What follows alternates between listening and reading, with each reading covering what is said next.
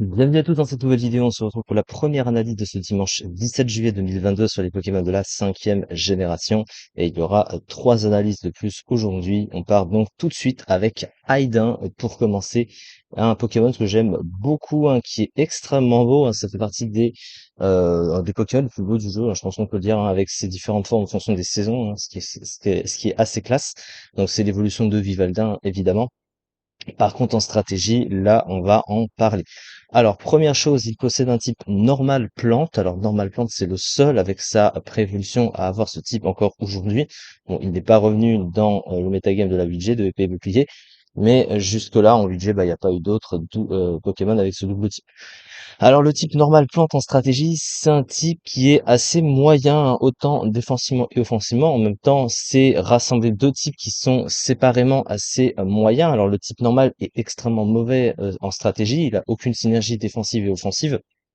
Le type plante, lui, bah défensivement, il a quand même ses bonnes résistances, hein, qu'on connaît bien, hein, des résistances rares au type électrique, spectre, pardon, sol et eau. L'immunité spectre du coup du type normal s'y rajoute. Mais le problème, c'est que le type normal n'a rajoute aucune résistance de plus. Et il va surtout donner une faiblesse très gênante au type combat, avec la faiblesse feu que le type plante possède déjà. Deux des trois types super efficaces sur le type acier en plus de ça, et ça fait quand même six faiblesses, hein, c'est quand même assez dérangeant.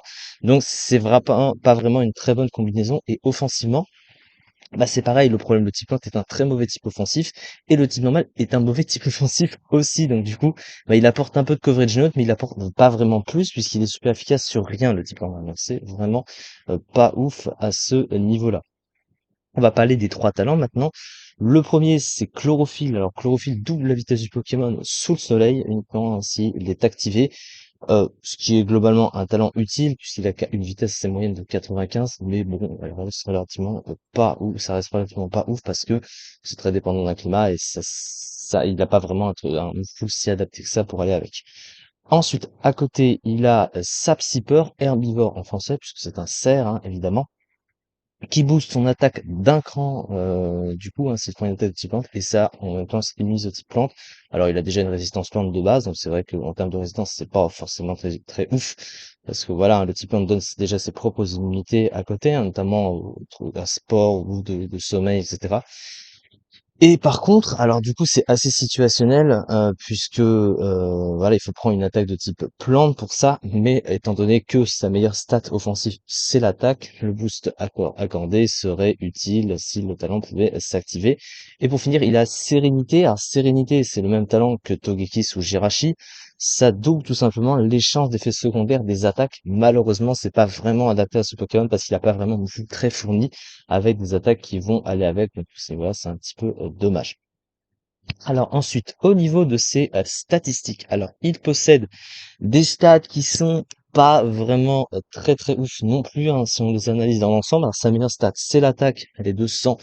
C'est une stat correcte, mais c'est pas non plus très ouf. À côté, sa vitesse, elle est pas ouf non plus, hein. 95 en vitesse, c'est quand même un peu juste pour un Pokémon offensif. Et son bulk ne rattrape pas vraiment le tout, hein. 70 dans le défense et 80 en PV, c'est pas un bulk très stable globalement. Et son attaque spéciale, 60, c'est vraiment très mauvais, évidemment. Donc on n'en parlera pas. Son move full, du coup, bah, dans l'ensemble, ce Pokémon a quand même un move full offensif qui est pauvre, hein, pour un Pokémon offensif de son gabarit. Il n'a pas vraiment énormément de trucs, donc ça c'est un petit peu triste à ce niveau-là. Alors il possède l'accès quand même à Danse Lame pour ce setup et quelques petits moves offensifs. Alors il a encore Novoin qui lui permet d'avoir un move stabé qui lui fait regagner des PV en plus de ça. D'ailleurs je sais même pas s'il se combotte avec Sérénité, tiens, je sais pas trop si ça joue là-dessus. Je sais pas trop. Il a Jump Kick pour passer les Pokémon de type acier, hein, du coup c'est une attaque de type combat super efficace dessus. Et à côté, bah, il a pas grand-chose, hein. Son pool de soutien est assez pauvre, il a pas beaucoup de placement. Donc c'est un Pokémon qui demeure assez prévisible malheureusement. Et ça, bah, c'est assez dommage en stratégie. Surtout que en plus de ça, bah, son type ne se détache pas en stratégie. Donc toujours besoin, quand le type est pas ouf, que autre chose aille à côté pour relever un peu le niveau du Pokémon. Or, c'est pas vraiment le cas. Et c'est dommage parce que le Pokémon, je le trouve vraiment stylé, enfin toutes les formes du Pokémon, avec la préévolution, cela va sans dire. Alors la fiche stratégique, bonne attaque, PV, une vitesse correcte, de bons talents. Double type, mauvais défensivement, vous fout un peu maigre, des défenses moyennes, un talent sérénité, peu exploitable. Le Pokémon n'est donc pas revenu dans Pokémon époulier, comme je l'ai dit, et dans les usages que j'ai, Bah, vous voyez, hein, seulement 130e du Zédu, hein, 0,12%, c'est vraiment un triste chiffre pour un Pokémon qui clairement aurait mérité mieux, hein, en vue des apparences. Mais bon, voilà, c'est comme ça en tout cas. Et c'est donc déjà la fin pour cette vidéo. Il nous reste encore deux analyses à faire aujourd'hui, donc on partira tout de suite après cette vidéo-ci pour aujourd'hui. Merci beaucoup de m'avoir suivi et à très vite pour la suite.